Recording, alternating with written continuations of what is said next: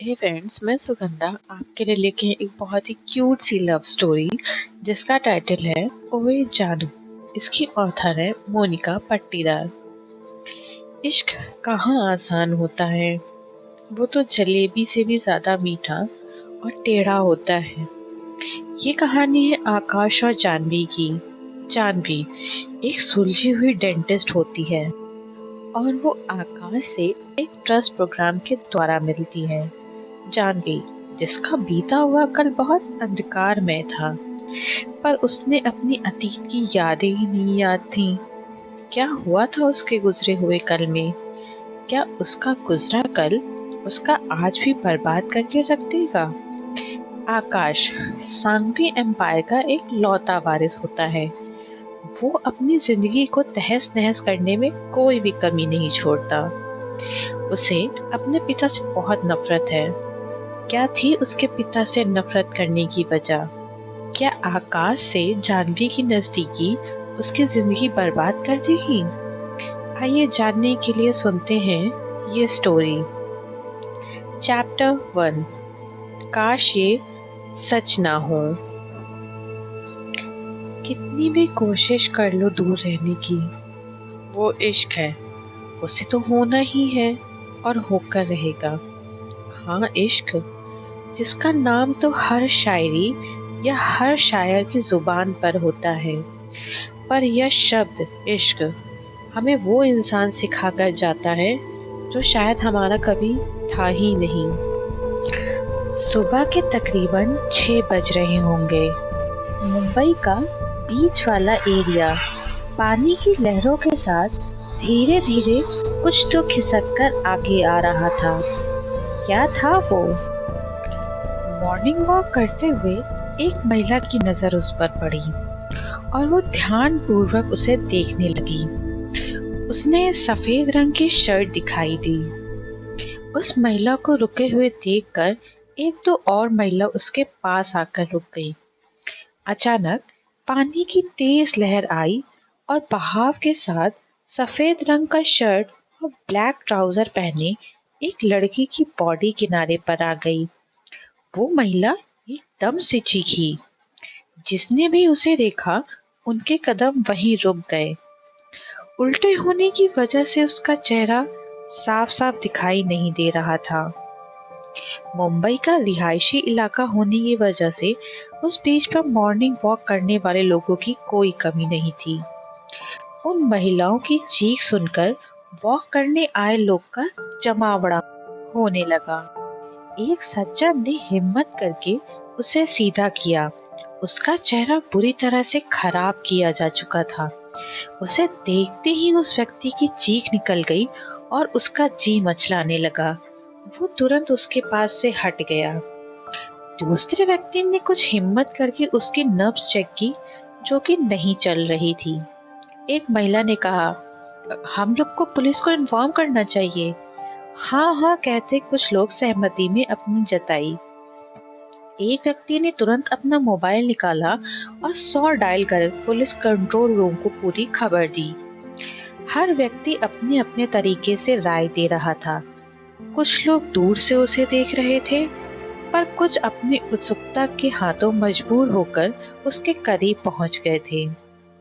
पास पहुंचे लोग में से कुछ ने कोशिश की उसकी पॉकेट देखने की, यह सोचकर कि शायद कोई आइडेंटिटी या फोन मिल जाए, पर उसके आसपास कुछ भी नहीं था। उसके आसपास लोगों की भीड़ बढ़ती जा रही थी।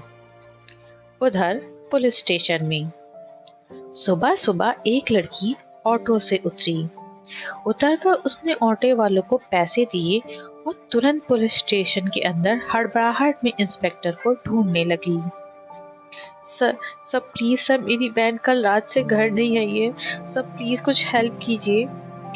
वो एक कांस्टेबल के पास जाकर बोली, कांस्टेबल मैडम, आप वहां जाकर रिपोर्ट लिखवा दीजिए।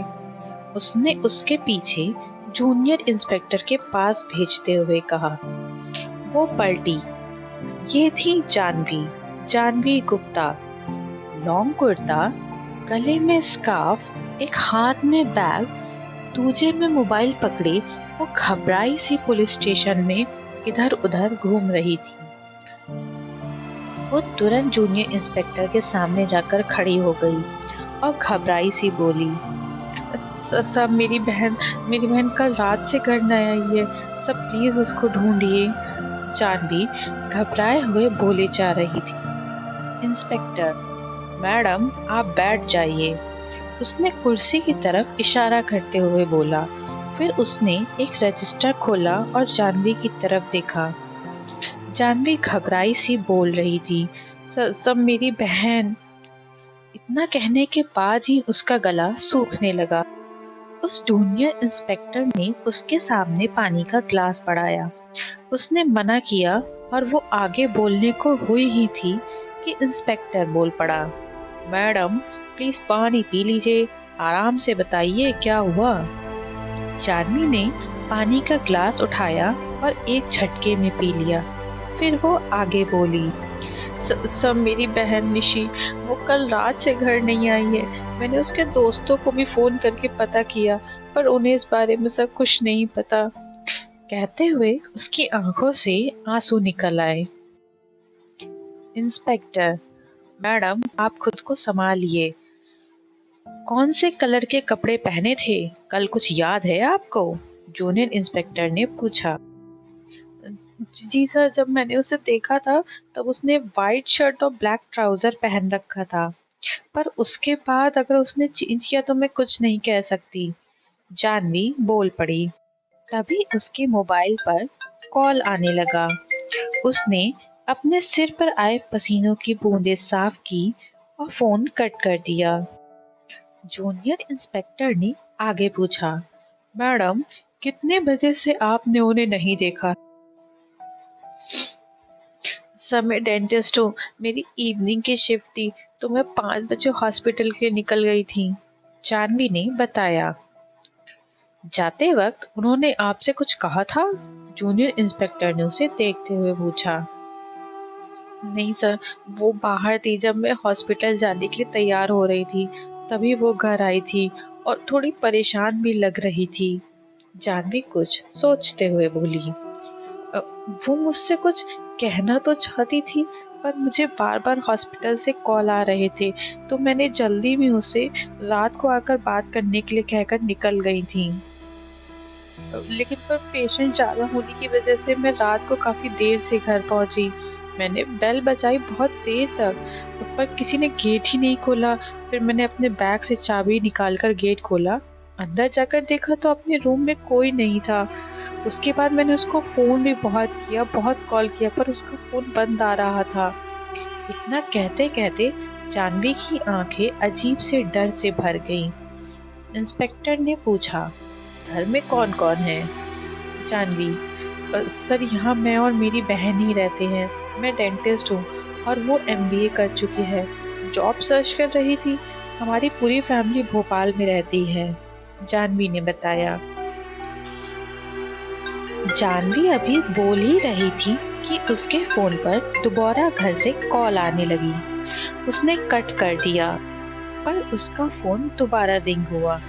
उसने इंस्पेक्टर की तरफ देखते हुए कहा, सॉरी सर, क्या मैं 1 मिनट बात कर सकती हूँ? इंस्पेक्टर, हाँ नो प्रॉब्लम। जानवी ने जैसे ही फोन उठाया, सामने से उसकी चाची बोल पड़ी, जानवी फोन क्यों नहीं उठाती? तुम दोनों, एक फोन निशी है, उसका तो फोन ही बंद आ रहा है। चाची ने, थोड़ी देर में फोन करती हूँ, जानवी बोल पड़ी। अरे पर उसकी चाची बोलने को हुई ही थी कि उसने फोन कट कर दिया। वो क्या कहे, घर पर उसे कुछ सूझ ही नहीं रहा था। जूनियर इंस्पेक्टर ने उसकी तरफ देखा और आगे पूछा, आपके पास उनकी कोई फोटो है? हाँ, मैं सिर हिलाते हुए। जानवी ने अपने मोबाइल के एल्बम फोल्डर से निशी की तस्वीर उन्हें दिखाई। इस तस्वीर वाले इधर बीच पे, क्या हुआ होगा इसके साथ? बीच पे एक व्यक्ति उसे हिलाते हुए देखने लगा। तभी उनके साथ ही वॉक पर आए दूसरे व्यक्ति ने कहा, पुलिस केस है, क्यों हाथ लगा रहे हो? फालतू फंसा देगी पुलिस, चलो यहाँ से। अरे चलते हैं, रुको थोड़ा। कहते हुए वो दोनों व्यक्ति आसपास वालों से बात करने लगे। आगे जाने वाला हर व्यक्ति वहीं रुककर भीड़ का हिस्सा बनने लगा और देखते ही देखते लोगों का हुजूम इकट्ठा हो गया। कौन थी वो लड़की? आखिर क्या हुआ था उसके साथ? क्या जाह्नवी अपनी बहन को ढूंढ पाएगी? जानने के लिए सुनते रहिए ओए जानू, मेरे यानी सुगंधा के साथ।